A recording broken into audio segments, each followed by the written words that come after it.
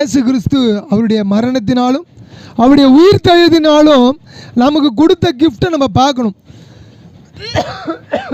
இயேசு மரிக்கவில்லை என்று சொன்னால் இந்த 3 கிஃப்ட் நமக்கு கிடைக்காது. இயேசு உயிரோடு வரவில்லை என்று சொன்னால் இந்த 3 கிஃப்ட் கிடைக்காது. என்னங்க அந்த 3 கிஃப்ட்டு? வெகுமதி, 3 வெகுமதி. இயேசுவினுடைய உயிர்த்தெழுதலே நாம் 3 வெகுமதியை நாம் தெரிந்து கொள்ள வேண்டும். என்னன்னு சொன்னால், முதலாவது வெகுமதி பாவ மன்னிப்பு, இரண்டாவது வெகுமதி பரிசுத்த ஆவியின் துணை, மூன்றாவது வெகுமதி நம்முடைய உயிர்த்தெழுதலின் வல்லமை. இயேசு கிறிஸ்து உயிர்த்தெழுந்ததினாலே நாம் என்ன பண்ண போகிறோம்? உயிர்த்தெழ போகிறோம். இயேசு கிறிஸ்து பரத்துக்கு ஏறினபடினாலே நாம் என்ன செய்ய போகிறோம்? பரிசுத்த ஆவியை பெறப்போகிறோம். இயேசு கிறிஸ்து சிலுவையில் உயிரோடு எழுந்தபடியினாலே பாவ மன்னிப்பு நமக்கு கிடைத்திருக்கிறது. ஆகவே இந்த பாவ மன்னிப்பை வைத்து நாம் என்ன செய்ய போகிறோம்? மற்றவர்களுக்கு மன்னிக்க போகிறோம்.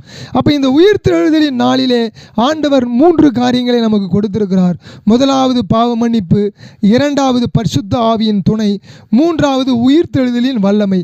இந்த உயிர்த்தெழுதலின் வல்லமையை குறித்து நாம் தெரிந்து கொள்ளப்போம். முதலாவது 1 கொரிந்தியர் 15:3 நாம் வாசித்த பிரகாரம்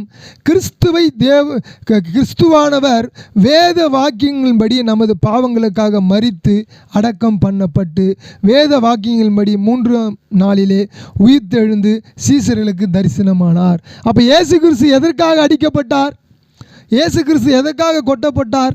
இயேசு கிறிஸ்து எதற்காக பாடுகளை சகித்தார் என்று சொன்னார்? வேத வாக்கியங்களின்படி நமது பாவங்களுக்காக மரித்து. ஹல்லேலூயா! இயேசு கிறிஸ்து ஏன் மரித்தார்? நம்முடைய பாவங்களுக்காக மரித்தார். இந்த உலகத்திலே பாவங்களுக்காக மரிக்கிறதற்கு ஒருத்தரும் கிடையாது. ஆனால் ஆண்டவராய் இயேசு கிறிஸ்து நம்முடைய பாவங்களுக்காக என்ன பண்ணார்? மரித்தார். ஹல்லேலூயா!